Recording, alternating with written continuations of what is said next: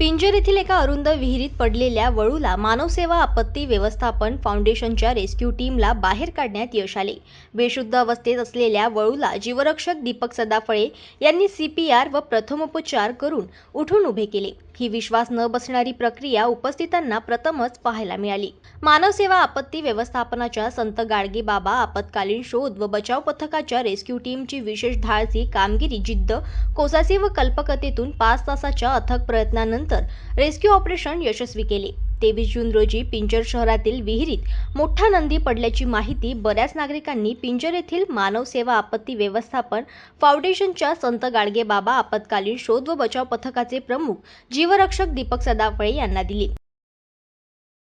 पिंजर शहरातील ward number 2 मधील एका विहिरीमध्ये मोठा वळू नंदी पडल्याची माहिती ग्रामस्थांनी आम्हाला दिली। आम्ही लगेच मानवसेवा आपत्ती व्यवस्थापन फाउंडेशनच्या संत गाडगेबाबा आपत्कालीन शोध व बचाव पथकाची आमची रेस्क्यू टीम आणि सर्व शोध व बचाव साहित्य घेऊन आम्ही घटनास्थळी पोहोचल्यानंतर त्या ठिकाणी पाहिले असता विहीर ही 40 फूट खोल होती आणि अरुंद फक्त 4 फूट होती आणि अशामध्ये कपारीसुद्धा होत्या।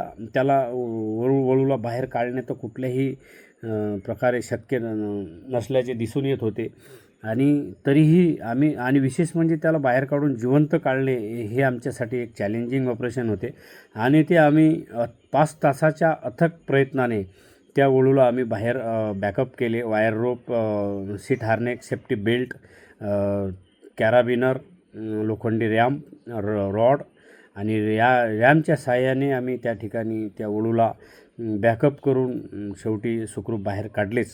आणि हे विशेष म्हणजे गावातील सगळे आमचे युवक आणि स्थानिक नागरिकांनी खूप मोठे मोलाचे सहकार्य त्या ठिकाणी आम्हाला वळण्यासाठी सगळ्यांनी वायर रोप पकडून पूर्ण ताकदीनिशी एक मानवीय साखळी बनवून त्या ठिकाणी वळूवर काढण्यासाठी विशेष मदत सगळ्या युवकांची पिंजरमधील आणि नागरिकांची आम्हाला त्या ठिकाणी मिळाली।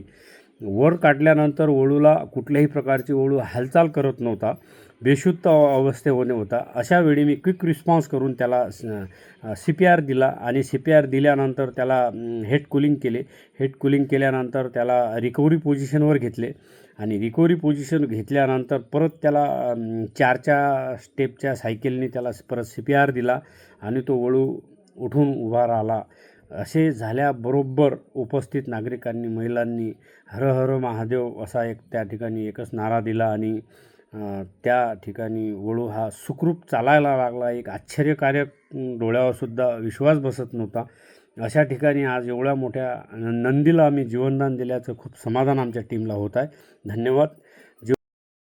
क्षणाचाही विलंब न करता wire rope setup, safety belts, रॅम्पवर harnesses, seat belt, rod, carabiner, figure 8, helmet, टॉर्चसह टीमच्या सर्व सहकाऱ्यांनी घटनास्थळ गाठून 40 खोल व 4 फूट रुंद असल्या विहिरीतून फसलेल्या वळूला कोणत्याच परिस्थितीत बाहेर काढणे शक्य नव्हते, तेही जिवंत।